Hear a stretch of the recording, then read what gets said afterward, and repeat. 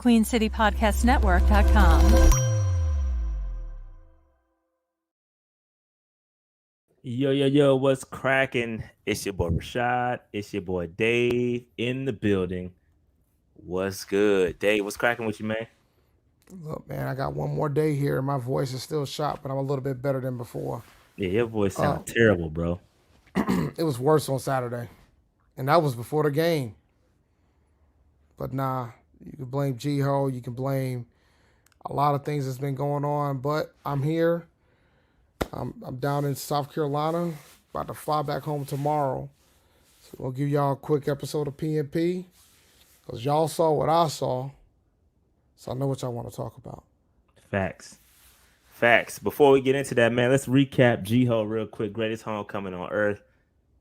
Dave, man, had a blast. Talk about it.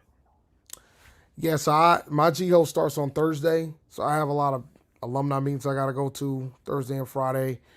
Didn't really party that much. Cookout, Saturday was insane. Saturday was insanity.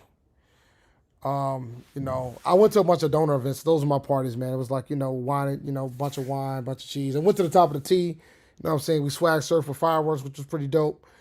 But overall, good homecoming overall. Probably the largest one I've been to by far. I guess they had over 80,000 people there. So that's insane, bruh. Yeah. But overall, good trip. If you never experienced the North Carolina A&T homecoming, the greatest homecoming on earth, you need to. And if your biases is getting in the way, shame on you. But we're almost at the point where we're gonna be like we're almost at the point where we're like Atlanta. We'd be like, we don't want y'all to come here. Yeah, G-Ho was lit. Always good times. Luckily, there were no incidents, nothing like that. It was good time. Although at one point it got a little ratchet. Some folks started running. In the plot area, some folks started running, but it was a false alarm. All good. Good times, good people, man. Got to see a lot of good people. And man, I don't know. Did you know Jeff Owens, Dave? I absolutely knew Jeff. Yeah, man. Yeah, Jeff, man. Rest in power to Jeff, bro. Yeah, man. Jeff was a good dude, man, and we found out he passed away. Man, good cat, man. And he fought a battle, man, because he had a lot of medical challenges at the time. He did. And he fought, man. But so rest in power to Jeff. Yeah, he was he was known around. Yeah, shout out to Jeff, man. Dude was always outside, man. Good cat too. I hadn't spoken to him I hadn't seen him in a minute. Obviously he was, battling some issues, but man, rest in peace to Jeff, man. That's a good dude. Yeah, I think that's who you're talking about. I think that's who you're talking about, Deontay. But yeah, good dude for sure. Yep. Jeff Owens. Jeff Owens is his name. Cool cat. He is collecting donations. I'll put his joint up if I can find it. But yeah, man, good dude, man. But yeah. All right, so Dave, yeah, again, G-Ho was great. I had a blast, man. Always good times with the bros. I did too. It was real low key for me today. This G-Ho, I didn't do much at all. No, we're not gonna do that, man. You took the mantle, sir. What? Oh yeah, for sure. You took the mantle. For sure. Yeah, you took the mantle. That's a big deal. Absolutely, that's a big deal. You, Vendell, Max, shout out to y'all three, man. Yeah, man. Y'all killed it. Shout out to all the bros. If y'all don't know what Dave was talking about, we had some old frat, really old pledge back in the 70s. He cooked for us every year on the plot, and he was just getting too old to all the. And I see why. Trust me, because that was not easy. That is difficult. I was questioning myself about halfway through. Why am I even here? But yeah, we took over and handed over to some younger bros. We old too, but some younger bros. We took over on the plot, did the cooking, and it was great, man. Great time. Good stuff. I already booked shout out to the game guy, man. I booked my room for G-Ho already. My room is booked. Man, so shout out to the game guy. He said I ain't missing this one. Yeah, good times. Book them rooms, bro. Book them rooms. I hope you did, because I went to look at them prices after you told me, and I cried. Yeah, they already charged you $500 for next year, Booked it, bro. Already in there. Booked it. But shout out to Chris. He says hard loss this past Sunday, but the PNP crew always come show me a reason to stay on the prowl and keep pounding. Appreciate you guys. Yeah, we're gonna try our best. This is tough times for Panther Nation. I'm gonna try my best to stay on the prowl. It's tough out here in these streets, bro. It's tough out here, man. But But yeah, man. Who's somebody getting accepted? Oh, shout out to oh yeah, Key. Hey, bro. If you get accepted, you know what I mean. When you of age, shots on me, bro. Shout out to you, shout out to you, man. Aggie Pride, Even Aggie if you're Pride. not of Hopefully you get in there. age, even if you're not of age, shots on me. Relax, bro. Relax, Dave. I'm just kidding. Relax. I'm just kidding. But yeah, shout out Look, to I've already shout listen, out. bro. I didn't even tell you about this part. I've already broke some laws. I got a ticket on my way to Georgia to go to the I saw A&T. that. Bruh, I saw it on the Twitters. bruh, Now slow down, Dave. bruh. Man, nah, it was a speed trap. I couldn't confirm the speed trap at that point because I was on my way to Athens. But on the way back, I confirmed that it was a speed trap. That joint went from 40 to 60 in less than a mile, bro. That Yeah. joint was terrorizing. So I don't know how much the ticket's going to be. Y'all let me know what the Georgia laws are, but we're going to find out. But I got stopped in rural Georgia, man. And let me tell you something. That ain't the business. That ain't a fun one. That ain't a fun one. That ain't the Shout, business. shout out to the NFL kid real quick. He says if your team isn't named the Eagles and plays in Durham and wears burgundy and won their homecoming, don't talk to me. Hey man, shout out to y'all. Y'all got a nice squad. Shout out to North Carolina Central University. They all had y'all had your homecoming the same time as A&T, and so did South Carolina State. So shout out to everybody, man. Shout out to everybody that had their homecoming at the same time. I already posted my tweet about homecomings, and I'm just going to leave my tweet the way it is. I posted my tweet. Yo, it's all love, man. Shout out to Central, It's man. love. It's love, but I just love how, they out here talking about we got to give the name to y'all. We ain't giving y'all nothing. Bro, You should be glad y'all breathing. Y'all should be glad y'all breathing. Relax. Y'all talking, still breathing. Shout out to Central, man. But yeah, man, y'all got They got a good squad though. They do have a good squad. Central is up right now. They got a good squad. They got a good squad. Yeah, they got a up good right squad. now.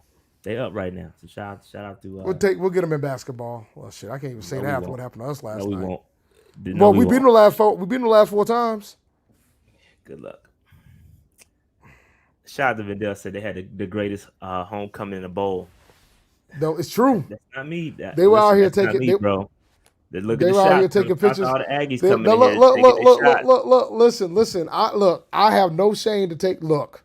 Look at, yeah. Look, King Darius said, yeah, Central get little crowd and they try to be disrespectful. Listen, man, I posted my tweet. Y'all saw my tweet. Y'all follow me on Twitter. I posted my tweet. I saw the difference. We see the difference between the homecomings. That's all I needed to see. We good. It's all good, man. Shout out to Central, bro. I'm trying to save them from themselves, but shout out to Central, bro. Y'all, I don't think y'all want the homecoming smoke, but it is what it is. Y'all up right now. All I'm gonna say is this: Be happy with last that. year they were up to it was 1 million to 40, 1 million to 40 billion. We're not the same. Y'all have a bowl, we have a city. Not the same, but it's okay. Enjoy your bowl. My man, I mean, y'all winning right now. It was the piggy bag, yo. That's funny. Shout out to Central, man. I don't want no smoke, man. Shout out to Central. Anyway, let's keep it moving. Let's keep it moving. Because we gotta talk about this game and kind of some things that are happening because it's a lot going on with the Panthers right now. And it's not good, man. So, y'all gotta remember stay on the proud, man. We gotta remain optimistic, bro. We have to, bro. Overcome an obstacle, work hard, love what you do. Remember that. You gotta remember that. It is what it is. Remember that in every aspect of life. It is what it is. But we're gonna try to dig through and find some positivity here. But it is what it is. Let's keep it moving, Dave. All right, so we got to talk about this roster movement, man, because there's a lot happening with the roster. A lot is happening, but nothing is happening at the same time. It's a lot of like people typing on computers and making things happen and making phone calls and stuff. But at the end of the day, it's nothing happening. So we signed Jordan Matthews, tight end Jordan Matthews. If you recall, we put him on the practice squad, I think last week. But now he is signed to the active roster, 53-man roster. So, add this tight end to the list. And they probably did that because Stephon Sullivan is hurt again. This dude has one good game. He had a good game this week. But then he is disappearing because he has ice on his shoulder, some kind of shoulder injury. So that's probably why Jordan Matthews is elevated. And with that, we also signed Ace Ely to the practice squad and good old Pokemon card trading fraud Blake Martinez. Blake Bro, Martinez. I'm gonna Go be ahead. honest with you. I'm gonna have to be transparent here.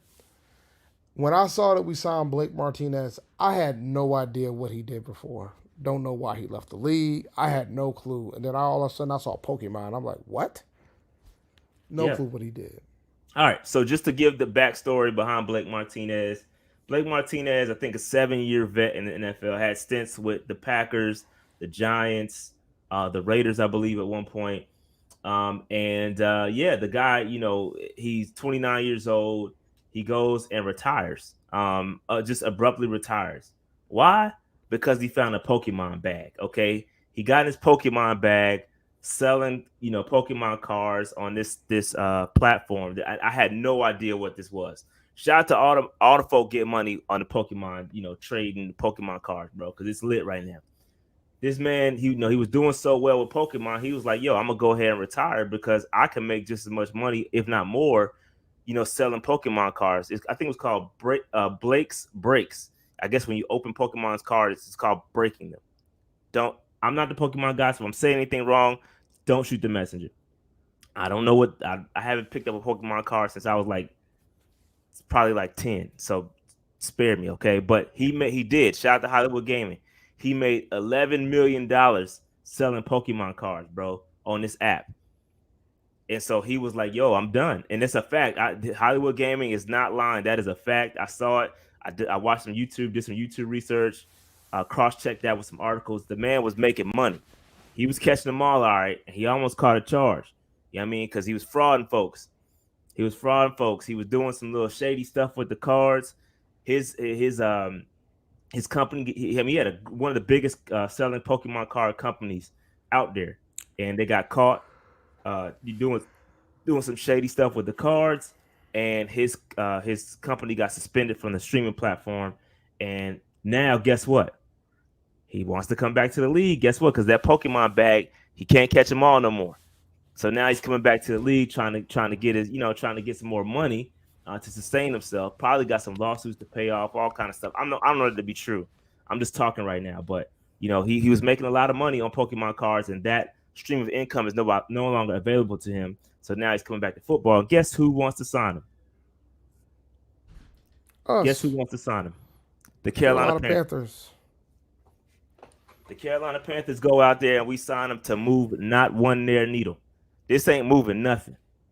This ain't moving a thing. This man is not. I mean, Blake, mid in the league, he was mid. So it's not a good look. I mean, this is not moving the needle. And it is what it is. We signed him to a practice. He's on the practice squad right now. I think they said he's a veteran, so he could probably get out there and play if he wants to. But I think Frank Reich said he's not going to do that. He's probably not going to rush him out there. So, Dave, any thoughts on that? The only thing I really care about, that was a fascinating story. You know me, I got a gamer. I'm a gamer. I never was a big trading card guy. Like I didn't play Magic. I didn't play Pokemon trading. My son's starting to get into the Pokemon side of the fence. But one thing is certain, bro. When I saw that he got signed, I didn't realize that's why he retired. But I also realized that this Panthers franchise let the trade deadline pass, and the best you can do is bring Blake Martinez through the gate. He did. So I felt the way about that. Now, with regards to Jordan Matthews, I met Jordan Matthews back when he was a wide receiver for the Eagles. I met him at the Roost Picnic years ago. Cool cat. So I root for him. I know why he got converted to tight end. So it would be interesting if they actually utilize him if he actually gets a jersey. Because I remember at one point we wanted to draft him. I know a lot of Panthers fans wanted to draft the kid. So we'll see. Yeah. So with Blake, somebody said in the chat he's not mid, bro. He had like 2 good seasons with the Packers. He's mid, bro. He's mid. You don't go skipping 3 teams if you're. If you're not, he's mid, bro. Let's keep it a buck. Let's keep it a buck. All right. So with that said, man, let's keep it moving. And listen, we still got a lot of injuries going on right now. A lot of injuries. So our guy, shout out to Tariq. You know that's our guy. We were waiting for him to come back. We thought it would be close. Tariq Cohen is on injury reserve, and I'm not sure. They don't know. They're not saying what the injury is, so I don't know what it is. Nobody has an idea on what that injury But is. Go ahead. they did say it's only it's 4 weeks. It's not for the season. Correct, Dave. That's a great point. I have a subsequent slide coming after this because it's really confusing. We've got, I did the numbers, and we got now because they added somebody else who was not on this, going to be on the slides because they just did it, and I didn't get a chance to add it. But with that, we now are tied with the most guys on IR in the league right now with the Giants. Tied. It's crazy, right? It's crazy right now. But Tariq, How many players? 14. It's funny you say that. You know how many players that was on IR when the Panthers started 1-7 in 2004? What's that? 14. 14. Yeah, it's 14. 14 right now. There could be one coming off with Marquise Haynes. We'll talk about that in just a second. Let me get this super chat real quick. Hey, Cash says, we turned down more offers for Burns. If he walks, somebody got to get fired. I don't care who it is. And if we end up with the top 5 pick, someone else better be fired. And I don't disagree with that, Cash. It's a great point in that. And shout out to you guys correcting me. They're saying it's Tariq's hamstring. Bro, we got It's more a hamstring injuries than, bro, everybody got a hamstring. Everybody got a hamstring right now. I don't know what it is, bro. I don't know what it is, but anyway, going back to Acash's point, yeah, we turned down about 5 offers. There were 5 teams calling the Carolina Panthers at the trade deadline, and we turned them all down. We turned them all down. They were giving offers, and no, just because somebody offered doesn't mean it's a good offer. I will give them that. If somebody was throwing you second round pick, that's an offer technically. That doesn't mean it's a good offer. But going back to last year, of course, going back to last year, it was saying that it was saying that we turned down 2 first round picks. Now that's pretty bad. Yeah, I mean, but we don't know what those offers were, so it is what it is there. But I hope that they go ahead and get this deal done because you were at the end of the day, Acash, you're right. If we turn down these offers and we're not getting anything back from him, that's not a good look. That's not a good look at all. So, it is what it is. But I agree with you, Acash. Real quick, Acash says most players on IR at least will lead the league in something. I mean, damn. I mean, yeah. Tied for leading the league. Tied. We're leading the lead in losses too. So I mean, it's all about perspective how you look at it. True too. True that. I mean, you got to look at it in every spectrum of it. But like I said, man, like I said earlier, man, we had 14 players on our IR in 2004, and we started 1-7, and we were literally 1 game out from making the playoffs that year, winning the division. Matter of fact, that was the year after the Super Bowl in 2004. Steve Smith broke his leg in the first game. That was Monday night, and then the injuries started piling up. And then the next thing we know, Jake Delhomme pretty much decided to feed the rock to Bashir Muhammad, and they started winning games. They won a string of games, and Michael Vick. And I still think to this day that was not a touchdown, but they gave him the touchdown anyway. That was on I think that was on a Sunday night game, if I remember correctly. But the bottom line is that the season's kind of over, but it's not. But the season's going to pretty much be on the line this Thursday night. But with regards to all the injuries here, they've already ruled Brian Burns out. Mm-hmm. Tariq Cohen, I'm kind of bummed about that because I thought he was close to coming back. Sucks that he has a setback, but I still think he's going to be able to get back in here in the league. Everybody else, hopefully we'll see somebody play. I don't think Sutherland's going to play. Henderson probably not going to play either if he's concussed as well. Yeah, see, they already they already ruled out C.J. Henderson and Brian Burns. Okay, both not playing. I heard about Burns. I didn't hear about Henderson. Yeah, both are not playing. Chenault, I don't know if he's going to be ready. Now this is rough, bro. Like this franchise is a walking injury waiting to happen at this rate. But we have to see the thing for me, and I keep harping it. We have to not give the Bears a top 5 pick, guys. It's happening, bro. I've already prepared myself for it. Bro. I don't have my machine with me to press my buttons. And my voice is shot. So I told y'all ain't gonna be that good tonight. But bro, we cannot give them a top 5 pick. It can't happen. We gotta start trading some wins in. It's happening. Go ahead and get your mind right. It's happening. If we give them a top 5 pick, then we got a clean house. I kind of agree with that too. I'm kind of in that thought process. Listen, I'll save my thoughts for that later. But just to quickly go through the rest of this, like Dave said, Brian Burns, CJ Henderson have both already been ruled out. You get a concussion, you got to go through the protocol. Won't do it in time for Thursday, so they're done. Chenault is should be on his way back, but he hasn't started practicing yet. Stephon Sullivan also injured his shoulder. Who knows with him? He's missed a whole lot of time already. And Xavier Woods had a thigh injury, just came back. So I'm not sure what the deal is with him. But we got guys. I don't know what's up with the training staff. We got to get something's got to give. I don't know what's going on with these, but this is ridiculous. This is just borderline.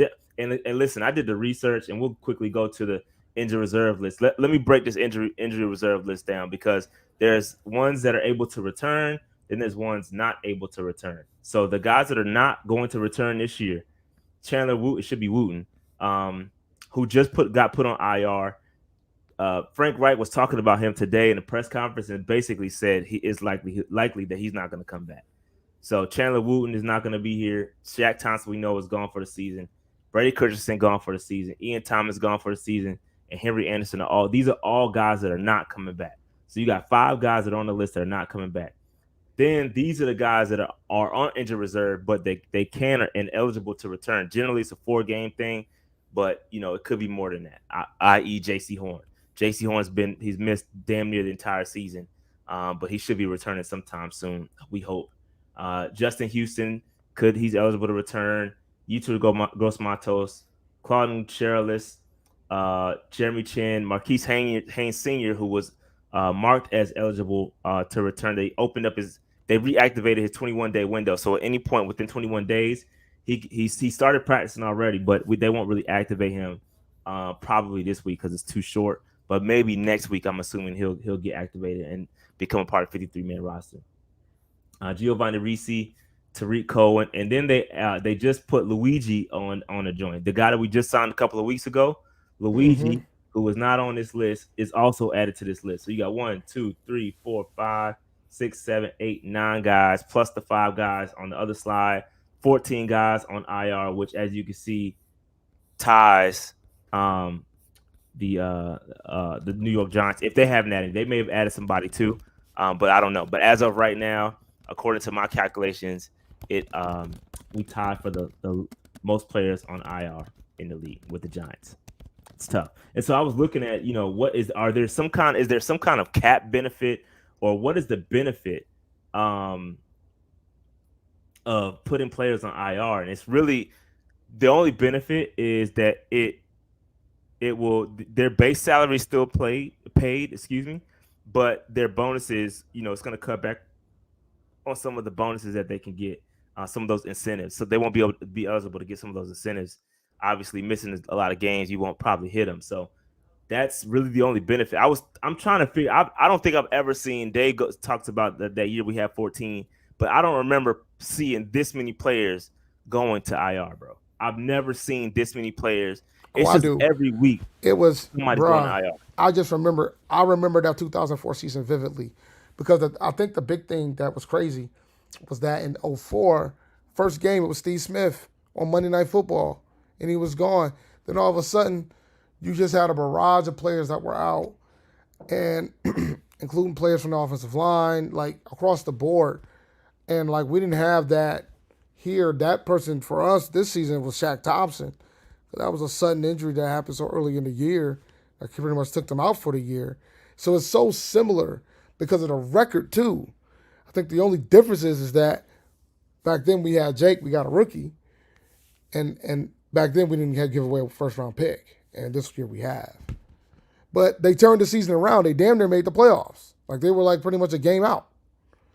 So it's just perspective of it all. But it's tough. It's tough, Brian. It's tough having all these injuries.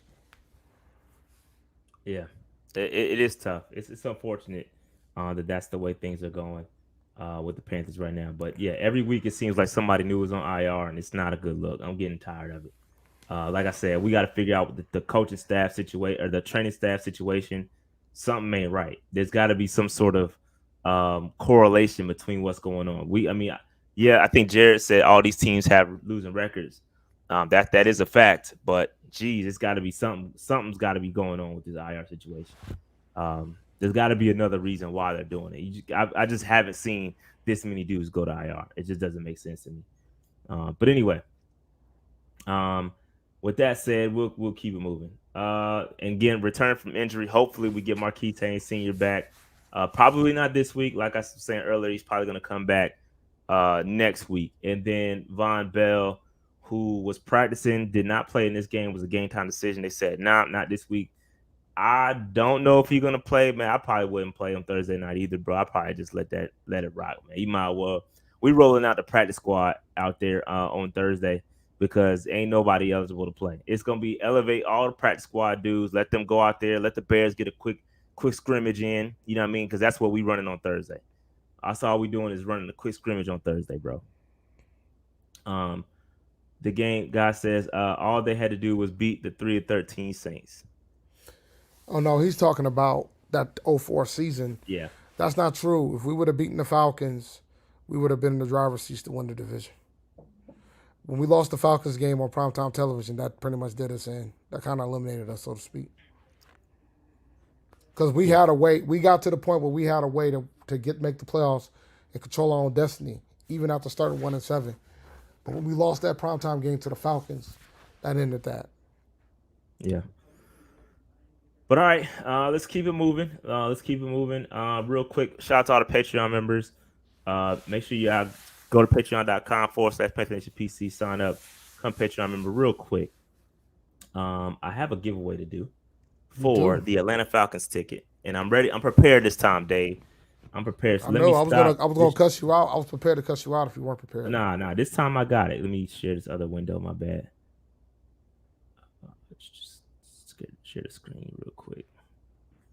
All right, so we got the wheel of winning, the winning wheel on the screen right now. So I'm gonna go ahead and run this and see what MVP level member is going to go to the Falcons games. The Falcons game that we have on the table right now. The Falcons game. Okay, so I'm gonna run this and let's see what happens. All right, the Falcons game. It's gonna be the Falcons game. The last game I got. Oh, so my man DJ, he lives in Hawaii, so I don't know if he's gonna be able to come to this one. I gotta hit him up. I'm gonna take a backup just in case, because I know DJ lives in Hawaii. I'm not sure he's gonna be able to move it. So let me take that note real quick. Let me see.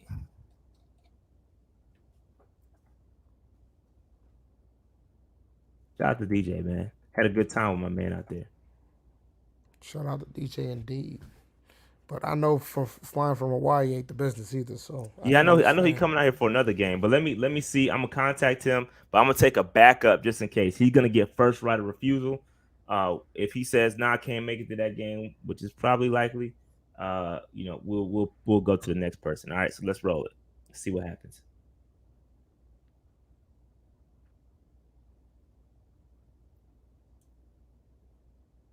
All right, so I gotta hit up Larice.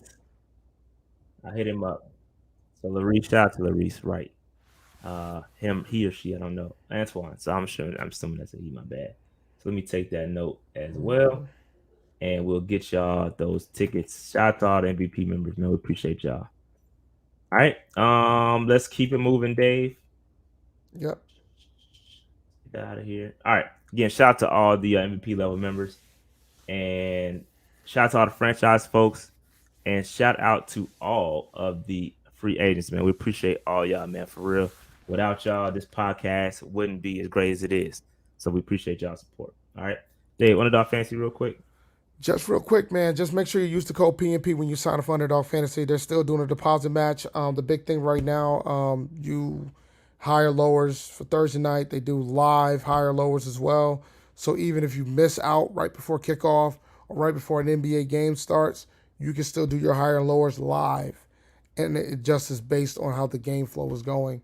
They do NBA, they do NFL, they do college basketball as well, which has just started as well because the college basketball season started yesterday. So go to UnderdogFantasy.com and use the code PNP when you do. All right, let's keep it moving. All right, so we're gonna get to some of these grades, man. Offensive line grades. I post these on Twitter, so if you're not following us at Panthers PC on X or whatever we're calling it, check this joint out. I post these typically on Monday. At lunchtime. The PFF grades generally come out around lunchtime, and I drop those then. So, Dave, offensive line. I mean, just not good. I mean, you look at Taylor Moton. Uh, 9 hurries, which is crazy. That's ridiculous. I mean, you don't have but so many snaps. You giving up 9 hurries, bro. It's kind of ridiculous. Austin Corbett had a rough go this time around. We just know we now know that he's coming back, just coming off an injury. But yeah, not pretty for that. Bradley Bozeman looks solid on paper when you look at those grades, but I feel like those grades are a little high. The eye test for me, I think he struggle a little bit more than that. Throckmorton had a tough game, and Icky had a great run block game, but the context behind that, I question that run block grade because we only had like 4 yards rushing in his direction, right? So I question that grade. It just not many attempts going in that direction, plus only having 4 yards gain. That doesn't make sense to me.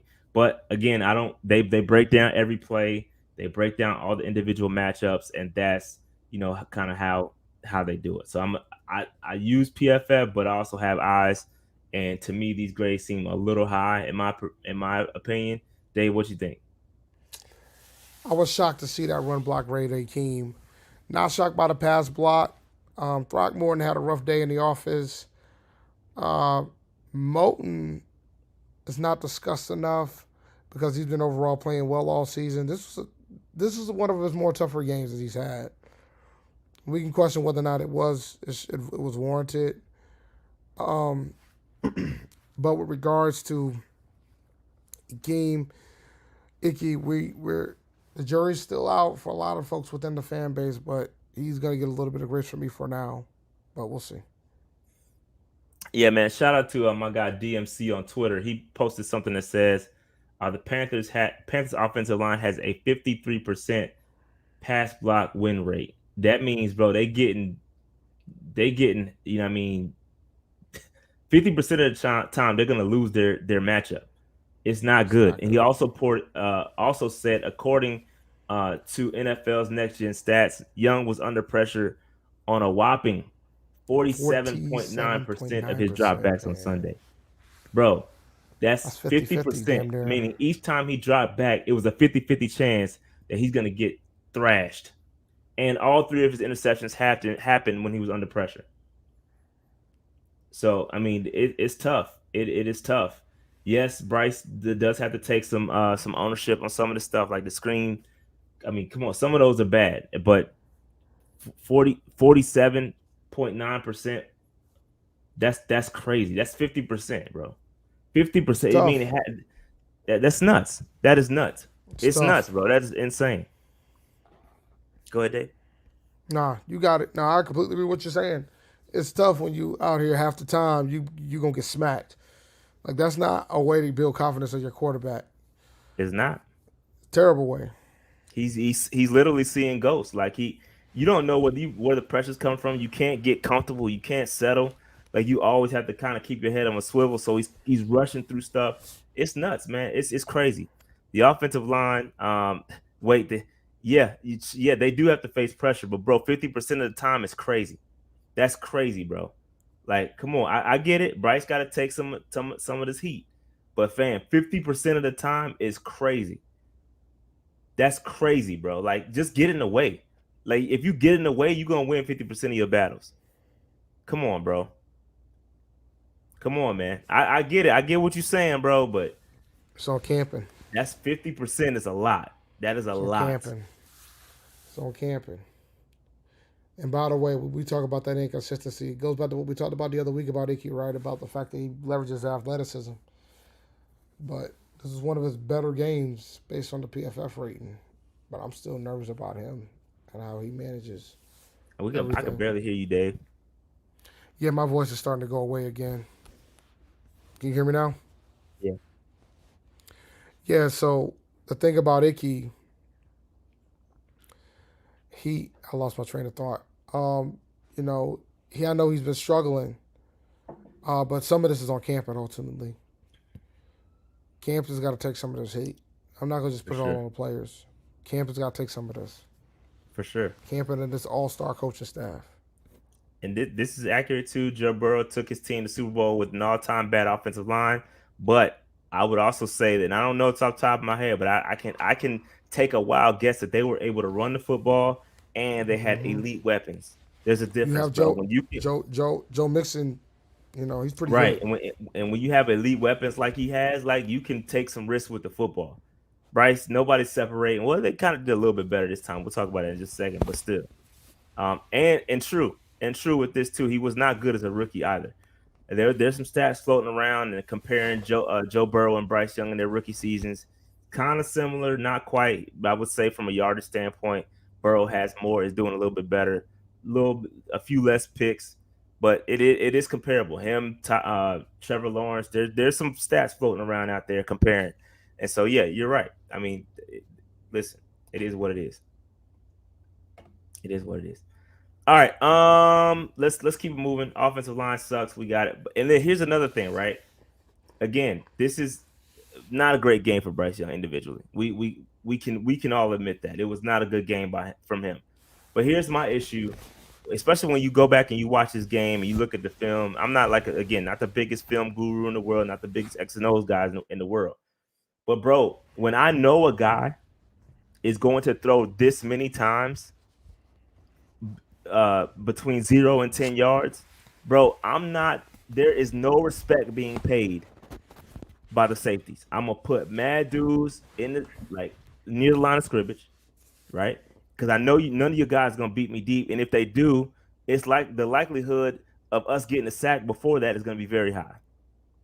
So I'm squatting on every single, like I'm jumping all the routes. And that's what happened. That's what happened on Sunday. They were jumping our routes. They knew the screens were coming. They know the short game is coming. They're sitting on everything that we do. So it's easy to telegraph stuff, right? The 20 this pick down here is a little different, but the other two, like they're just squatting on it, bro. They know what's coming. I know they're gonna throw a screen. I know they're not gonna throw the ball further than 10 yards, so I might as well just squat on it. You know what I mean? So it's It was damn near the same play for both pick sixes. You know that same right. guy too. Yeah. Look at this chart, and I know you can't see my pointer, but like when you look at this chart, the first thing you notice, like you said, they just sit. He didn't have too many passes that were more than 10 yards. He only threw it over 20 yards one time, and it was a completion. But you know they already knew what it was. Both of them pick sixes, I knew it was a pick six as soon as he threw the damn ball. Man, it was rough. It was rough. Rough. Yeah, and again, I think this is part of it too. Juice Wick says this is a terrible offense, regardless who's calling the plays. I agree. It's just bad offensive football. It's bad Well, offensive football, and it's bad. It's bad when you're executing bad offense. You can't execute bad offense, right? It's even worse. It exacerbates the problem when you can't execute the bad offense. Like the bad offense has to be executed damn near to perfection in order for it to work. mm-hmm. So it's bad offense, it's bad execution, and then we go out and we look like that. That's one of the worst offensive performances I've ever seen, bro. It was bad. That was not good. We could barely run the football. It was terrible across the board, bro. Across the board. It's not pretty. It's scrap it all, bro. It's not good. Go back to the drawing board. And of course, that's not going to happen by Thursday. So you can expect some of the more bad offensive that we've seen. It's not good. It's not good, bro. It's not good at all. Not good. Terrible. No, it's not. It's not. And the thing is, it's just I keep telling folks it's about the offense that you're trying to run. Whenever I say that, you guys think I'm being evil and being mean, but it's ultimately what the coaches want to do. And you go back and show that chart one more time. Go back a slide. This is what the coaches want to do. This is what they want to do. Whether it's Frank or Thomas, this is what they want to do. I mean, we could have done that with a lot of quarterbacks, not just him. That's all I'm saying. Carry on. Yeah.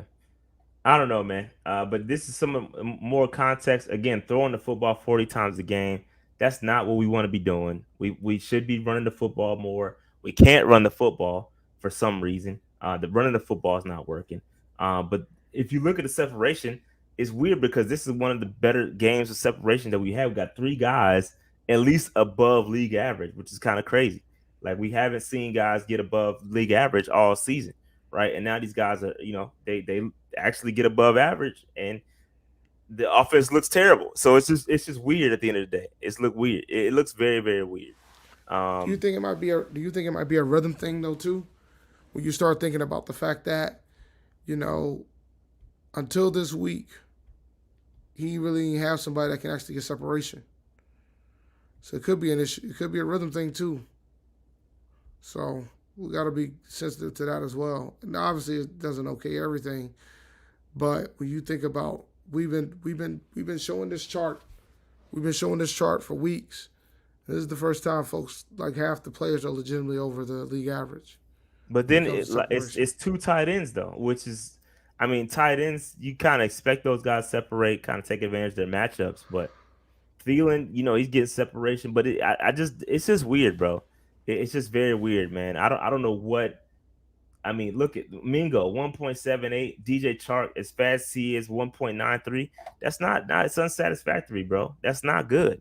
And again, I don't know whether it's individual talent, probably has something to do with it, but I'm assuming play calling does as well. Yeah, I mean, so I don't understand what's going on, bro. I have no clue. Greg says play calling still depends on the playbook. I don't understand why we appear incapable of running anything but pistol or shotgun. I mean, that's valid too. That's valid too. Everything is out of shotgun. We barely get under center. I don't know, bro. I don't know, man. It's not good. Nothing is good, bro. Nothing is good across the board. It's just not good, and I don't have the answers. I'm not about to sit up here and pretend like I You don't do. have the answer, Sway. I don't have the answers, Sway. I don't. I don't. But I got some when it comes to you know play calling and all that. I got some other context and some other sources that we can take a look at, and we'll take a look at those a little bit later. But yeah, Bryce not good, and again, there was nothing really good. Offensive line wasn't good. Wide receivers aren't good. But yeah, it is what it is. Here's Mingo. I mean, you look at this PFF chart's definition of mid. That's what Mingo has been. It should be Jonathan Midgo, because that's exactly what he's looking like out here.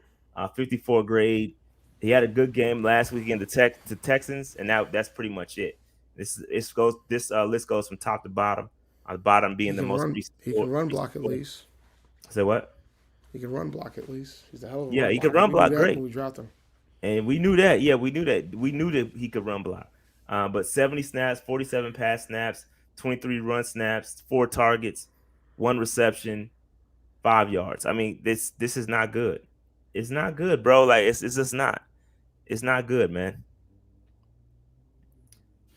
Well, now to be fair, I mean, did Steve Smith, that is Smitty's guy, but to be fair, Smitty did say he said 2 to 3 years. He said 2 to 3 years. So we gotta if we can't jump on Smitty now when he said it's gonna take 2 to 3 years. So just saying, I ain't trying to cape for Smitty, but that is what he said. He did say Um, that. but all right, so yeah, that's Jonathan Midgo. That's what he's looking like out here. All right, um, DJ Johnson. DJ Johnson had his best game of the season. I mean, when you get a little bit more opportunity, that's just what it is. He had a 65.6 grade in this joint, 51 grade, 51 pass rush, and 69 run defense. I mean, he's doing what we knew he could do, is what that has stopped the run. He had 27 run snaps, 14 pass snaps. Obviously, he's not developed those pass rush skills yet, but he's solid. This was a decent game from him. Albeit we have to he has to be mid. He has to be better than mid, because if he's below mid, we ain't got nothing else behind him. So hopefully the more reps he gets, the better he will get. But uh, it, we're gonna see a lot of DJ Johnson next week or this week against the Bears. That's for sure. That's for Yeah, we're gonna certain. see him on. He's probably gonna start We're again gonna on see Thursday night for sure. he's gonna play a lot of games, a lot of games. All right. Let's keep it moving. Zavala did not play, and we got Jamie Robinson. So Yo, Jamie he's out here. Robinson, He's out here yeah, Jamie, playing, bro. yeah, Jamie Robinson is playing well. Like I said he would. 25 snaps, 16 pass snaps, 8 run snaps, 3 tackles, 2 targets, 2 receptions for 4 yards that he allowed. It's pretty solid. He's put a couple good games together, and that's not with just that's more than a couple of snaps. It's not like he's doing 2 or 3 snaps a game. Like he's playing a decent amount. 25 snaps is a solid amount. So he's playing, and so shout out to Jamie. He's playing well. He's playing well. All right. Real quick before we get into the next slide, I gotta hit the super chat. Wade says, y'all discussed that ISM tweet. I didn't see the ISM tweet. What did he I say? didn't either. Let Yeah, me I see gotta what he have said. details. I don't be out here tweeting like that. I do, but I don't. It's weird. We will pause to see what he's talking about. Let's see. What did he say? Are you looking it up? Yeah. He's saying, he says, proving yourself just to get overlooked is crazy. Betting on myself. Watch how the story play out. I mean, I don't. What you want me to say about that? I mean, he's frustrated. Wouldn't you? I mean, he ain't getting the opportunity he thought he was gonna get after the trade, and I can understand that. But I mean, when they first traded him in here, the first thing I thought was special teams. We'll use him as a return guy. I don't think he's gonna get too much opportunity other than that. Maybe he thought he was gonna have an opportunity to play wide receiver, and that just didn't happen, which is plausible, very possible. Yeah, yeah. He's not getting. I mean, you would think though. You would think much as everybody's struggling, you would think we kind of mix it up and put him out there. But it's not happening. I mean, something's got to give. So I would be frustrated if I'm him too. I will be frustrated as well. So, it is what it is there. Hopefully, what I mean, hopefully he'll get a chance, but I don't blame him. This team sucks. So he's like, F it at this point. Like, I might as well start to voice my frustration. So I don't get it. If he would return like Raheem, yeah, that's true. Raheem is kind of doing his thing on the returns. He had the second consecutive game with a big return. So it is what it is there. It is what it is there. All right, let's keep it moving. So here's what I got. So I follow this guy on Twitter. His name is Stephen Patton, and he does a lot of analytics. With rankings. He does a lot of things with some numbers and the play callers, and he has his he ranks the play callers after every week. After every week, he ranks the play callers, and right now, as you can see, we are sitting at 27 on offense and defense. So offense and defensively, not good, sitting near the bottom of the league. Not good. And just to give some context, I gotta read kind of what he does with this, because it's just the way he does it and the way he kind of puts these analytics together is kind of I don't know. I don't see many teams doing it, or not teams. I don't even see too many people out there doing it. But I can kind of give y'all his rundown, is right up about how it works. Let me see. Continue reading. So basically, he developed an offensive and defensive framework. It takes the personnel groupings, it takes like the play calling, and it also takes into account the personnel. And then the way he does it is he kind of takes that and rates it versus like market expectation and the closing totals and spread lines. So he kind of says, "Hey, are you beating expectation?" And if we beat expectation, then he kind of he does what he needs to do. So he does a great job with this stuff. Does a great job with these analytics, and so yeah, we're sitting at 27 overall. 27 overall. Hold on one second, y'all.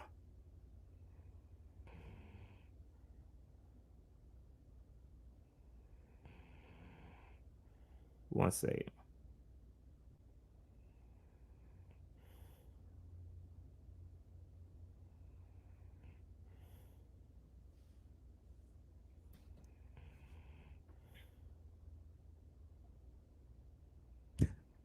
Give me once. This dude Dave knocked out, bro. That's funny. That is funny. Let me get him out of here until he wake up and then realize he'll add him back. He'll add himself back in once he realizes he's asleep. But anyway, yeah. So as you can see, 27th, ranked 27th in the league from a coaching standpoint. Also what he does is he also he breaks it down between offensive and defensive play callers, right? So offensive, defensive play callers. So as you can see right now, this is the defensive side of the football. Bro, not good. As you can see right here, this is the Panthers. The Panthers are right here. It's not a good look. Not a good look. Okay. Thomas Brown ranked 26 in the league. And then, what's crazy on the offensive side of football, Thomas Brown was ranked like 12th or 14th last week. 12th or 14th last week. And he dropped 14 spots to daggone 26th. 26 in the league, bro. It's crazy. 26 in the league. It's kind of wild. And these rankings change every single week. So it's kind of weird, how to see the vast drop off from week to week. And what I'm gonna do is I will kind of rank these. I put together some spreadsheet to see where he ranks each week and kind of average him out to see how he'll do across the season. But this is very interesting. Very, very interesting stuff here.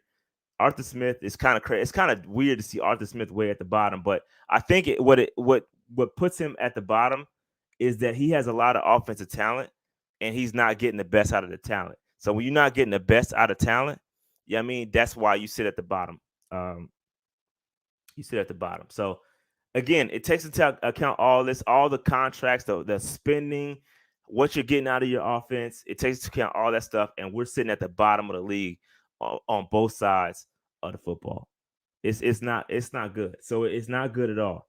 And again, we sit up here and tout this offensive this staff that we got. All these guys, Jim Caldwell, we ain't seen him since day one. We ain't seen Jim Caldwell.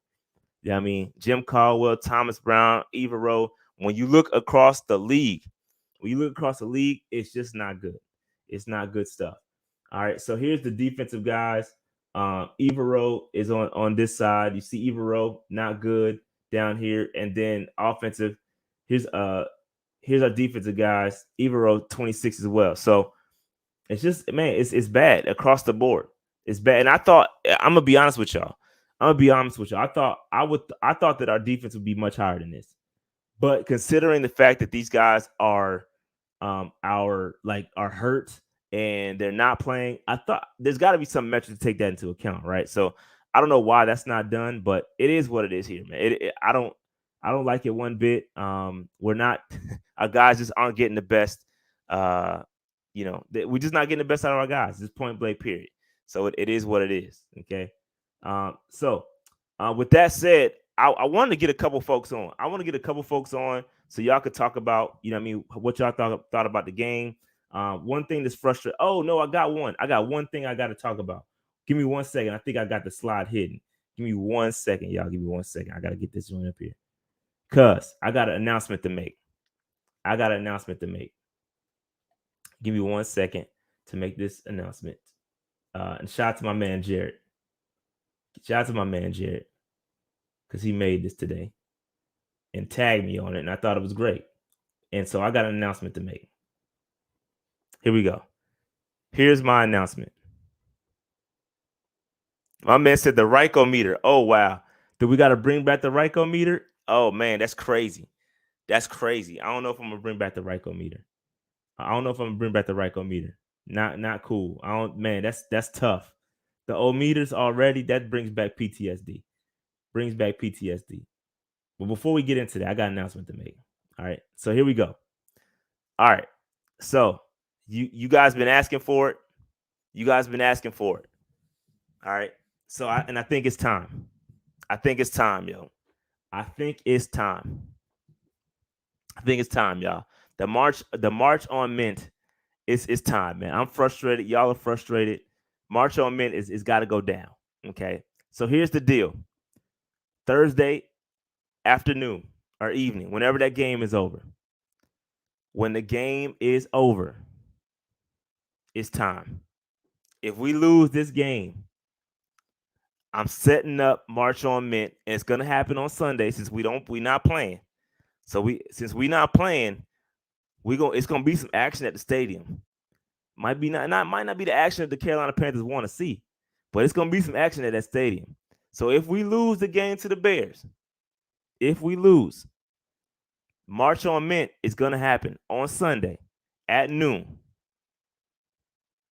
It's gonna happen. We going uptown, we going to the stadium, and hey, listen, we're gonna have a little live show from out there. A little live show saying, yo, we ain't happy about it. We're gonna voice our opinion. You know what I mean? We might get a little coverage. I might make some calls. I might make some calls to get a little coverage out there. You know what I mean? So it is what it is.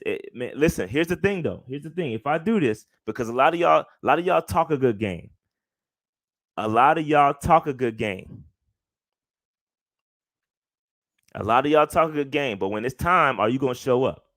So what I need to see in the chat, right now, is give me a W in the chat if you would actually show up to March on Mint. It's free. We ain't charged for nothing. Just pull up, uptown. Give me a W in the chat if you would show up, because I ain't gonna do it. If y'all not gonna show up, I'm not gonna do it. If y'all don't show up, I'm not gonna do it, man. I'm not gonna do it because listen, we do a lot of stuff. We did the daggone live pod. You know what I mean? We did free tickets for that. Some of y'all didn't show up. Okay. So I ain't doing it. If y'all not gonna do it, if y'all not gonna show up, I'm not doing it. I'm not doing it.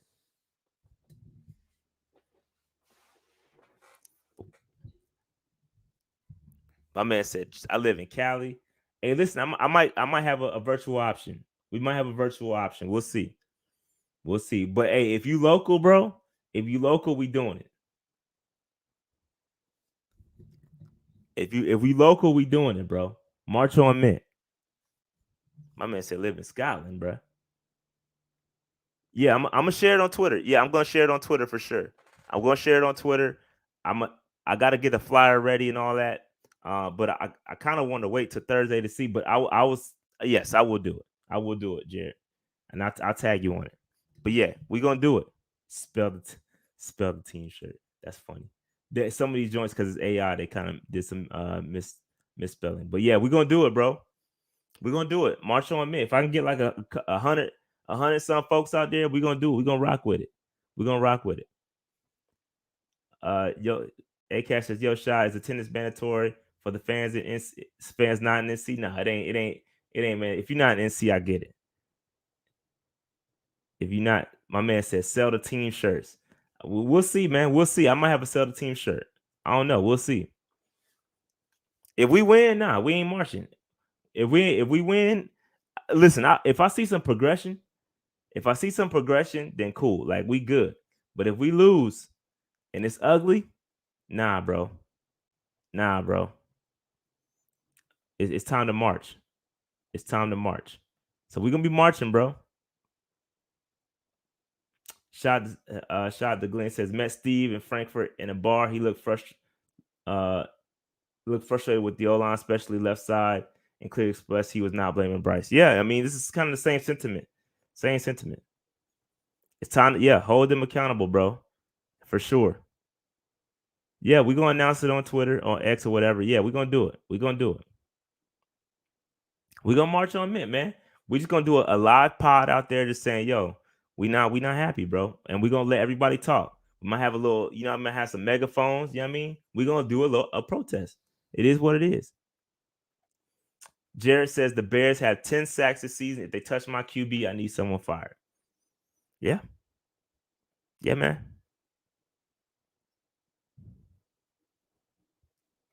Yeah, 10 plus to the Bears is bad. 10 plus to the Bears is bad. 10 plus to the Bears is really bad.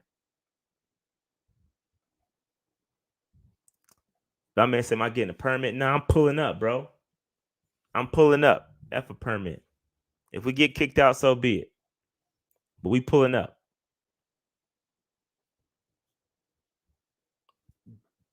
We pulling up. My man said the Bears going to get 4 sacks. That would be tough if they did that. Y'all want to see Sheena so bad? Yeah, I guess I'll make the call. If Sheena come through, she come through. If you don't, she came through last time I asked her to come through. And I'm not saying that when I asked her to come to daggone chill, because I know how y'all go, bro. When I asked her to come to the charity event, she came out. Some of y'all are crazy. 2 sacks for DJ Johnson. We'll see. We'll see. My man said, I'm gonna ride the Lime scooter from West Boulevard to Mint. Yo, let's do it. Let's do it. Let's do it.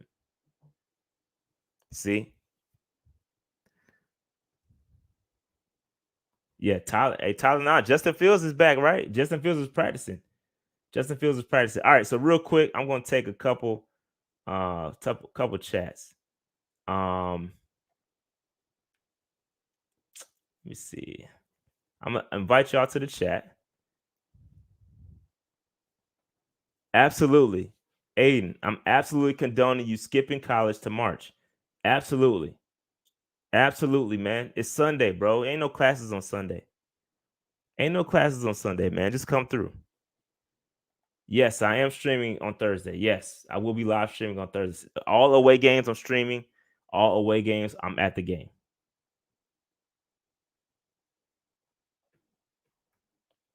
All right, here we go. So I'm gonna put this in the chat.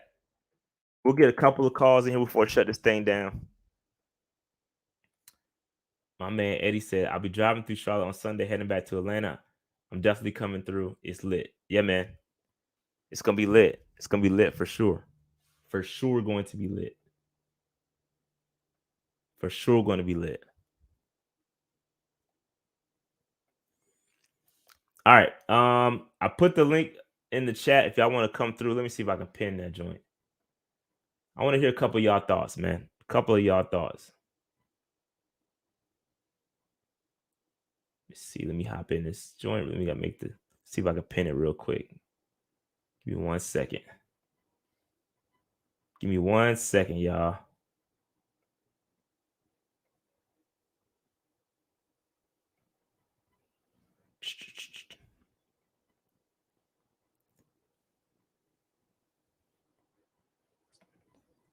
One second. Here we go. All right. It's the pin message at the top. Y'all click that joint. Oh, we got some people in here, man. All right, let's get it. Christian, what's good, man? Man, what's good, Rashad? What's good, I'm man? chilling, bro. What's good, man? Yeah, man, it was a tough loss. You know, I'm disappointed in the team. I get, fans that's upset with Bryce, but I'm just like, dog, he's a rookie. These mistakes are going to happen. And it's just been a lot of toxic like Panther fans lately. It's just this week was just so disgusting and disturbing. Like I had to detox myself from social media Yeah. personally because it's just egregious. And you have other podcasters and they're gonna name other guys there, but it's just ridiculous the amount of criticism that they're giving Bryce. Just it's everything is on him. I've never seen this for a rookie quarterback like in my life that he gets this much criticism. Like I've never seen this. I've never seen that in my life for a Yeah, I rookie think quarterback. yeah, I just think, and I kind of I understand it. And when you look at the context as to why he is getting criticized, you look at what CJ Stroud is doing. And trust me, I understand it, right? You ain't got to. I'm preaching to the choir talking to you, but the context is that we traded up to get them. Their assets. People had to leave. DJ Moore had to leave Carolina, a proven wide receiver, in order for us to get Bryce. And Right. then you look across and see what CJ Stroud is doing. It's tough. So people are frustrated, and they think that if we just had CJ Stroud, the team would be better, and that's just not the case. It's just not the case. CJ Stroud would have some struggles over here, bro. They're making things easy for him over there. He has weapons that are all better than us. Skill positions, I got the stats to prove it. Everything is better than us, better than what we have over here. And it's just he's in a better situation. This is a bad situation, bro, and there's not many quarterbacks that will succeed here, the way it stands. Absolutely. And I think you said something key that I've been seeing for a long time is that like we can't focus on what other teams are doing. Like we got to focus on what we're doing. I think when we stop worrying about what CJ's doing and worry about what we're doing, I think we'll be much better off. And I just think like just relax, be patient. I get that everybody's like emotionally frustrated. I'm frustrated. Because I told you brought my hope back. I told you Yeah. on Twitter, you brought my hope back because I was done. Yeah. But that's what we got to do. And I think the team will succeed. I just think if we lose to the Bears, oof, Lord have mercy, you got to fire people. You can't keep them. You got to clean house. That loss is the clean house. Yeah. You just gotta take it on the chin, Tupper, and then clean house because you can't lose to the Bears. Then they get the 1 and the 2 pick. Nah, you can't do that. Yeah. I think there's a lot riding on that. And I think that Tepper is going to look at that too and say, they got our pick, bro. If we lose to these dudes, I'm hearing rumblings. There's some things going on out there that they're saying, things could shake. I don't know that stuff to be true, but they're hearing some things that, man, after this game, bro, if we don't start, going in the right direction, things could definitely start to, it could go downhill. I don't know, bro. I don't know, but this game. Listen, a lot of injuries. I don't expect us to win this game against the Bears. I just want to see progression, bro. I want to see Bryce Right. progress. That's what I want to see. At the end of the day, wins and losses. At this point, my mind is already in the in that we're gonna lose. We're gonna lose a lot of games, right? And we're gonna give the Bears the number 1, number 2, number 3, number 4, number 5 overall pick. And my mind is already there. So all I want to see at this point is just progression. That's it. But all right, hey Christian, Yeah. I got to get out of here, bro. I got a lot of people that jumped in this joint, so I gotta let Okay, you man. run. I was gonna tell you one more thing. Yeah, go ahead. I was gonna say what the Raiders are doing, what they done. They clean house. Tepper's watching that and Yeah, seeing how they rallied against around that man and what he's doing. Tepper's gonna see that and what they're doing. And I'm just gonna say if this the way that this game will go and we get embarrassed on national TV on prime time, you might see that clean house like that. well, he saw this. He saw this happen last year. How guys rallied around Wilkes. So this ain't something. Obviously, they clean house like with GM. They fired GM and coach. That's a little different. But he's seen, with his own 2 eyes, how guys will rally around the coach. So I mean, he ain't got to look no further than Steve Wilkes. But I hear your point, though. I hear your point. But Yeah, I no gotta problem, man. move on. I Appreciate got a it, lot bro. of other guys that want to hop in here. All right, no problem, bro. All right. Yep. Thanks. All right. What's good, bro? Hey, Sean. Yeah, like you guys said, things kind of suck, and yeah, it's just that I think Fitterer is gone. It's Yeah. just a matter of when. We lose to the Bears badly, he's gone on Friday, or else it's going to happen in December, like when they got rid of Hurney, or when they got rid of Rivera, or something like that. And I think I understand. Like the thing about with Bryce is that it's like I don't know. It's like I think some of our fans like it's weird because I see fans understanding that the offense is fundamentally broken, but at the same time, it seems like they expect like if we just changed quarterbacks, things would be better. Like Yeah. everything will be fixed if we just change the quarterback. But then it's like you see the offensive line not working, you see the receivers not doing that. So how can you be like, oh well, if it was Stroud, it'll be different? And also, like another thing I want to say is that you got to rally around your rookie, man. It's like I know it's tough when the other guy's doing better and all that, but I see too many people calling Bryce a bust, and it's like that's too early for that. If the line was protecting better or the receivers were getting open and he was still playing like this, I'd understand. But it's too early and it's not fair. And I don't know. It's like it's something about the Panthers fan base, man, because I saw other quarterbacks with bad rookies, like Jaguars fans with Trevor, Dolphins fans Yep. with Tua. They didn't let Burrow this too. happen to their fan bases, huh? Burrow too. Yeah, I mean Burrow at least was playing, but I think Burrow was playing better. Like he showed more flashes earlier in the season. But it's like, but guys like Tua and especially Trevor. Trevor was playing worse than Bryce is right now, and I still didn't see any Jaguars fans going like, "Oh man, we messed up." They blame the situation, and like I understand that's cliche, but you can't really assign like blame until after the rookie year. I think it's not fair to the quarterback. Yeah. But you can blame him for like there's two sides to every coin. I believe there have been some successful rookies too. Like that, we can't say that every rookie's been garbage. That's not necessarily the case. But yeah. But I get your point. I'm with you. I agree with your point. I don't know. Yeah, we gotta listen. I just don't know this. Here's the thing we have to ask ourselves, and here's the thing that Tepper has to ask himself: is the combination of Reich, Fitterer, and that whole front office the right combination to support Bryce? Bryce is the entity. He's not going anywhere for the next 3 to 4 years. They're going to continue to build around him for the next 2 years at minimum, right? So you're probably going to give him 3 years, right?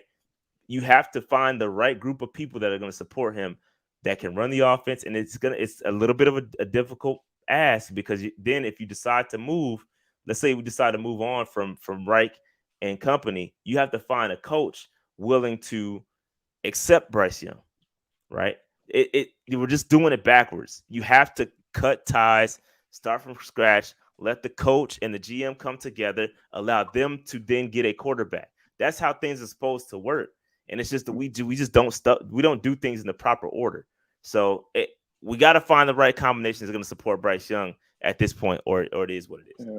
Yeah, I 100% agree.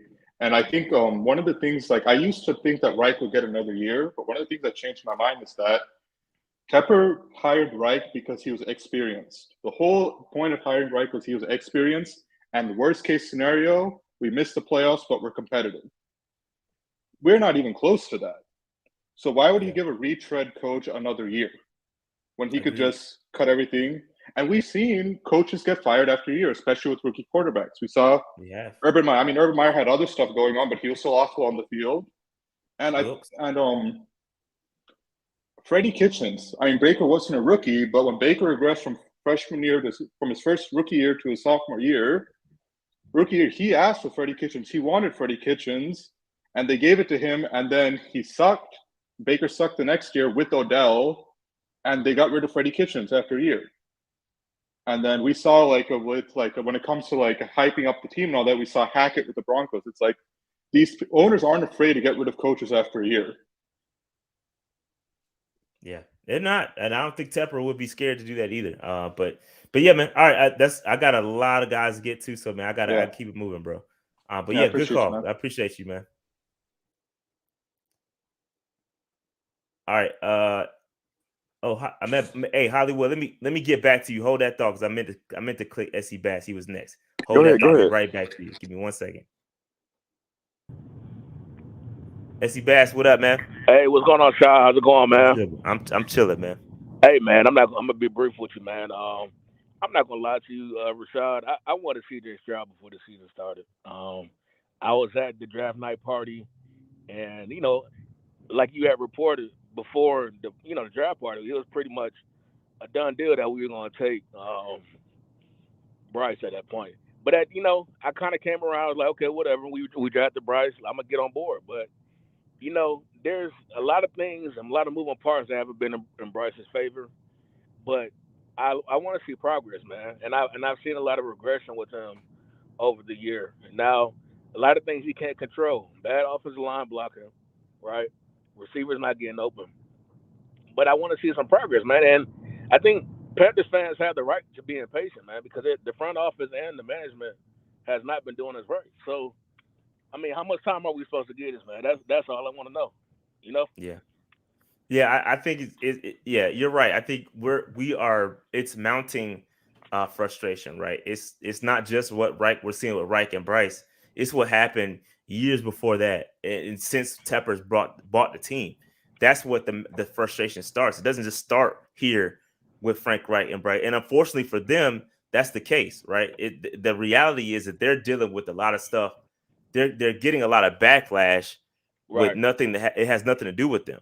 But that's just reality, right? We can't separate what's happened since David Tepper's bought the team. that's just it is what it is. You know what I mean? So I feel like this. We got to keep doing what we need to do until we get it right. I know that. At some point the football guys it's got to flip our way, but it's been ugly, man. It's been ugly. I guess my last question before I go, child, like, I was in the adage of keeping Steve Wilkes. I mean, do you think this roster would have looked completely different if we had hired Steve Wilkes? Would it have been a different quarterback? Would we have kept, players like DJ Moore, and Yeah. maybe gone a different route at quarterback? What do you think about that? Yeah. I don't think if we kept Steve Wilkes, I don't think there would be a trade up to get.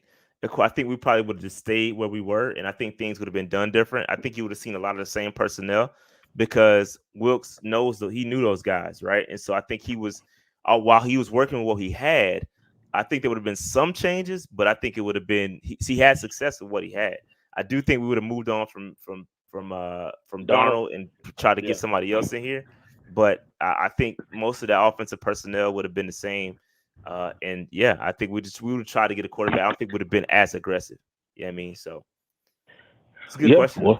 Well, yeah, that's really all I have, man. Like I just said, as a Panthers fan, I'm trying to be as patient as possible, man. I think it's I was telling my buddy this. We've been spoiled, man, for a new organization that's really only Yeah. barely 30 years old, almost 30 years old. We've had a lot of success, man. So when we Yeah. have these down and out seasons, we're not used to this, man. So we've been spoiled, and I don't think a lot of fans realize this. The Lions, the Jaguars, the Browns, those franchises have been atrocious for years. So I think we also got to look at that through that window, but. Yeah. Until then, I'll sit back and keep waiting.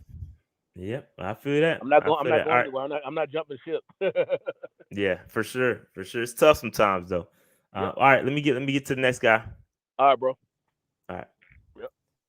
All right, Hollywood Gaming, man. What's good, bro? What's up, Rashad? Hey, I'm couple chilling, things real man. quick, because you mostly hit on everything. I just want to reiterate points of patience. Being this was brand new quarterback, new coaching staff. The turnaround was a lot as far as the staff is concerned, right? And then I want to get on the O line real quick. It's not like the O line all of a sudden in one off season forgot how to play football. You know what I mean? You have to look at things like the scheme. We were successful at the end of last year running a power scheme. This year we're running a zone run type of scheme. It's factors like that does make a difference in how well your team is doing. I don't know if Frank actually looked at the film from last year, but our guys was moving. And I want to talk about real quick the fan base ready to get off of fit. All right, I understand it, what everybody's saying, but based on what we've been doing these last couple of years, it's just not the logical thing to me. If you're gonna move off of fit, you got to move off the coach too. You got to bring in both guys at the same time. Facts. You understand what I'm saying? Like, I completely agree. We can't keep doing this every other year. Somebody else getting fired, whether it's coach or GM. Like, they both got to be here. I talked about that on I forgot what show. I think it was with Chris from Charlotte Vibe on the pregame show. It's like when you go back, you can see so many missteps, and it goes back to when we fired Ron Rivera, right? Back when we fired Rivera, kept Hurney, allowed Hurney to pick the coach, then fired Hurney, and then had the coach pick the next GM. Now that head coach to pick the GM gets fired, and then the new GM gets stop it. Like, it's been carousel. you gotta cut rip the Band-Aid off, start from scratch. And then I mean, the reality is though, it's still gonna be problematic because you still have a quarterback, right? Until that whole coaching staff and new regime gets the guy they want, they can't be nailed to the cross because they're working with a quarterback that they did not choose. They didn't have. That's why. Right. Exactly. So it's bro. Right now, no matter which way no matter which way you kind of swing the pendulum, bro, we done for at least the next 3 years unless we see success. What we have right now, between a rock and a hard spot, because not only. And I want to talk about Thursday real quick, and I'm gonna get off. It's not a matter of if we lose, it's when we lose, And I heard on the radio they was asking like, what are the chances that we win or lose or whatever. And I texted into the radio station this morning. I said it's a negative 20%, 0% chance we win, and it's a negative 20% chance we addition to that because they have our pick. You know, Right. it makes it worse. It really does. But that's all I got to say. Appreciate you. Hey man, appreciate you, bro. Oops. All right, Jason, what's good, man?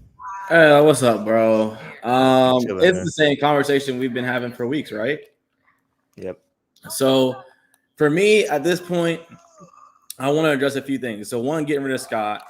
I kind of agree. I don't know that I guess to some degree, like it's just a performance thing and you just got to get rid of him if you feel like the roster is just not up to snuff. But on the other hand, it's like, what did you expect from a GM that you originally did not even give roster control to? Like some of the decisions in terms of the lack of roster depth are really due to even dating back to the rule era. So you didn't give him roster control, and now you're mad that the roster isn't up to snuff. He's had roster control for a year, 1 year. Yeah. So Yeah. I don't even know how to judge Scott. Is my thing. Yeah, I agree with that. Real quick, I completely agree with that. And listen, nobody's caped for Scott Fitterer more than me, right? Because I've been saying that same point for a while. But all right, so while true, when you go and take a look at some of the acquisitions that were brought in this year, like a Miles Sanders, making him the highest paid running back this offseason, and he gets surpassed by Chuba. DJ Chark, you brought him in, not working out. Hayden Hurst, not working out. There's a laundry list of folks that a lot of this class, to me, the trades to me are some of the more egregious moves. But I feel again, it's just going to be a broken sound record until we can change this. But some of that was just impatience, and it was due to the fact that we had an owner asking for all these things, wanting to win now, not wanting to be patient. At every single turn, we've been telling ourselves we're a playoff team. We're not a playoff team.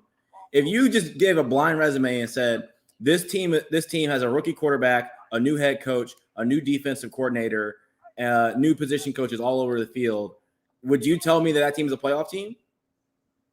Yeah. No, you wouldn't expect it. Like if it happened, it's great, but you wouldn't expect it. But then when it's us, it's like, oh, we expected to be in the playoffs this year, just because we played in a bad division. Yeah, that doesn't make any sense. I never agree with that, but yeah. No, but you get what I'm saying. That was a Dave thing. That was still the expectation for whatever reason. So then just lastly, I know you got a lot of people on. I guess we just have to figure out what can we fix and what can we fix now, or at least get better. I've never seen an offensive line regress this much in a season. It's jarring, and I do think some of that is the scheme. I'm just not sure. Even though they're switching to a zone scheme, like I've never seen that big of a difference. Yeah, as we had because we have 4 out of 5 starters playing. Yeah. It's not like we're decimated on injuries, got backup left tackle, backup right tackle, and you could point to very obvious things of why things aren't working. It's 4 out of the 5 same guys. And some of it's like, okay, like we knew what we were getting Icky in terms of like he's going to be good in the run game, bad, iffy in the pass game. So we just got to really figure out like what is it going to be that's going to help these guys right now. Yeah. So that's really it, man. No, that's a great point, man. It goes back to what I think Hollywood was saying is that and you said it too with the scheme and what worked last year, but we were a dominant run team. Like it wasn't just like we were good. Like we were a dominant run first team. Top of the league. Exactly. And for us to go from that to what we're seeing now, and for them not to implement some of that into this to help what's going on is extremely frustrating. It's almost disrespectful to the fan base to see what we saw last year and to have those guys drop off the way they have. It's like, bro, we kind of like we seen it. Like we seen it work. We saw it last year. But and then even though like the same, but even to a degree to defend the coaching to a degree, it's like, bro, y'all are NFL players. You're gonna tell me that a difference between a power run game and a zone run game, or that y'all can't handle that? I mean, if if they don't have the brain power to do it, I mean, power run, just move the guy in front of you.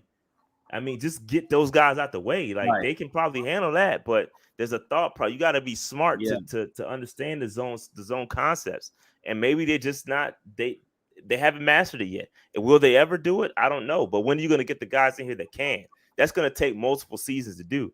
And Right. that's the frustrating piece. And then the last thing, I would say is, yes, preach patience. Like I've been upfront, like I wasn't a Bryce guy, but still, like you shouldn't be killing them.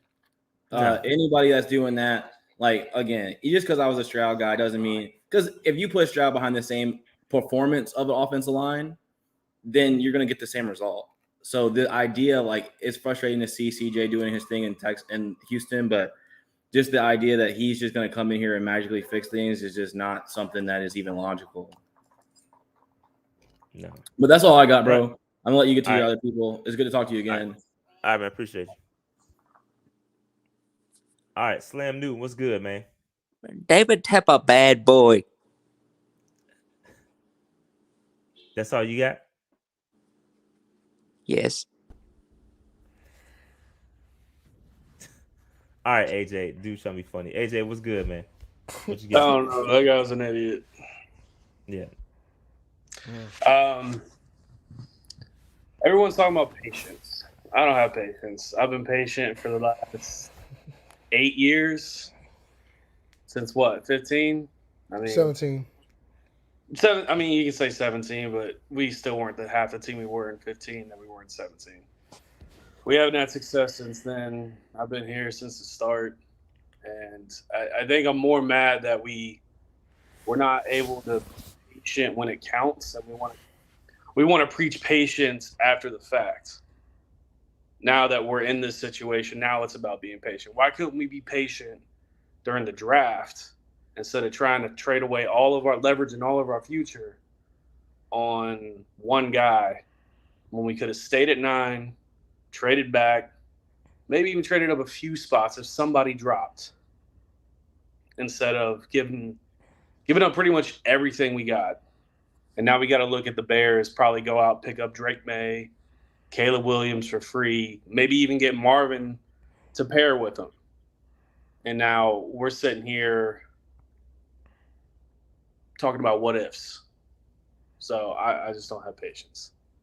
It ain't about CJ Stroud. It ain't about anything else. It's about David Tepper being impatient and ruining everything for us, because it all starts with him. Yeah. No, I agree. It's tough, bro. It's tough. It's really difficult out here, man. Like, I agree. Patience sucks. Trying to have patience with this team, it sucks. Going to the games every week to see us lose sucks. To not see progression every week sucks. It's the same thing. We get up here and I'm gonna be completely transparent.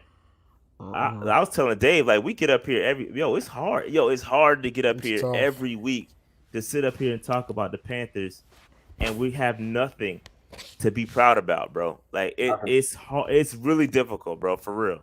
I don't think y'all understand how hard it is. I mean, we appreciate y'all watching us and coming up here every week, but it is difficult, bro.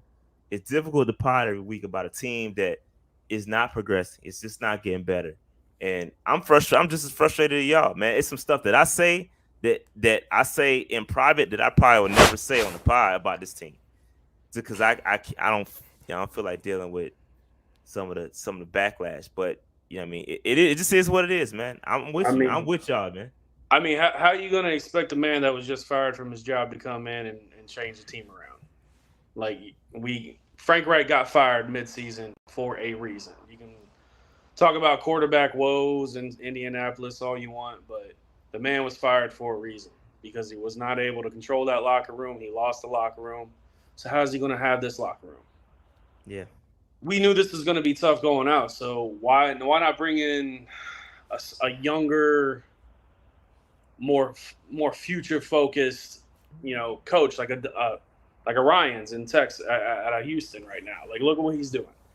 He can resound with the younger players that are coming out. I think Reich he's too old school.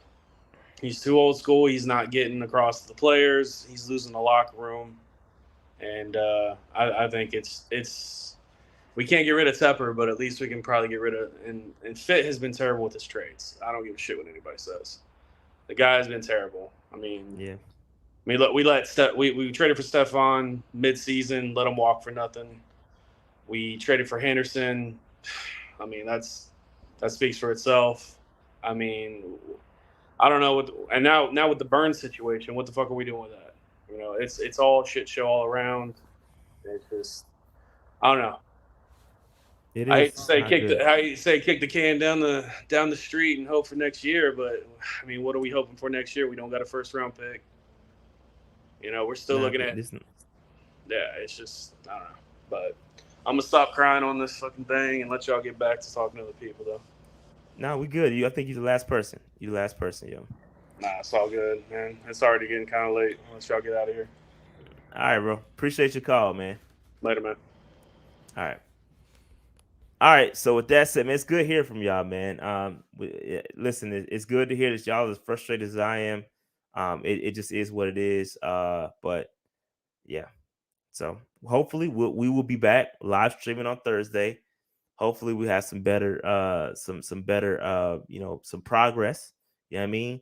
And I think, if I'm not mistaken, the roundtable, NFC South roundtable, might be back tomorrow for a mid-season. I have not seen the confirmation in the Twitter DMs, but if they do decide to do it, I think I'll be here, should be here for it. So keep an eye on that mid-season roundtable tomorrow. We'll see what happens. Again, I don't have the confirmation yet, but we'll see. All right. So with that said, man, we're getting up out of here, man. Make sure you hit that like button, subscribe button, notification bell, get in the comments. Let me know what's good, all that good stuff. Holla at y'all on Thursday for sure. Maybe tomorrow. I don't know. I'm out. Peace. Y'all have a good one, guys.